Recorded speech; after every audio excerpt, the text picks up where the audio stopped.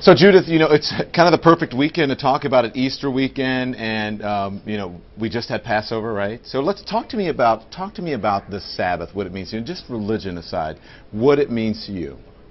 The Sabbath is two things to me. One, it's this incredible idea. It's really one of the great ideas in human history. It's transformed the world. It's affected the way we've lived for thousands of years. And I was interested in thinking about it, studying it, learning its history before it kind of disappeared from our lives. So that was the big idea that I had about the Sabbath. And then what it meant to me personally was it was a way to get outside of the work-a-day, driven, careerist life that I was leading. You know, it's interesting because you talk about, you know, Christians, any religion, people have these moments where they feel like they're searching for something, right? And then it can be even harder now, as you say, you know, we're connected. I'm showing my BlackBerry and my iPhone, and you're always connected. And sometimes, do you think it's always about religion, or is it just about connecting to source, connecting to family, pulling back and not being so involved in the rat race?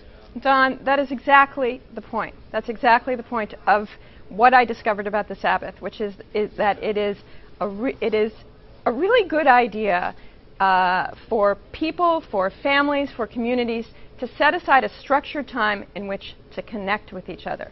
And that is at the heart what the Sabbath does.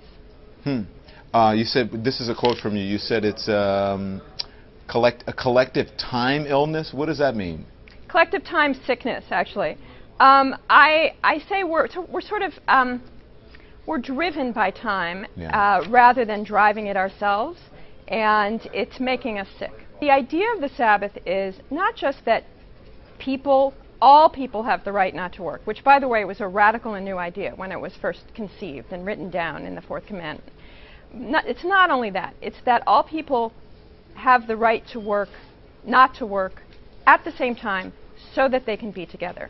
And one of the things that's happening to us is that we're getting on these very different schedules, and we're having a very hard time figuring out how to come together. And what the Sabbath does is it creates this situation in which there's just a structured period in which we can come together. So is this the first step? And maybe that is the answer to my next question. I was going to say, what's the first step if someone's watching and they say, you know what, I need to do that? Basically, the first step is to do it yourself. You bring it into your life and try to get your family to do it with you.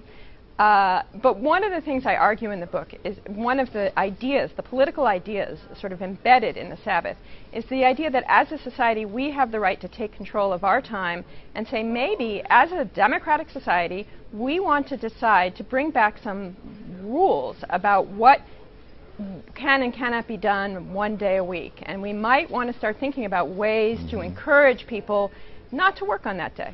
No, very good advice. The book is called The Sabbath World, and her name is Judith Shulevitz. Good to see you. Thank you, Don.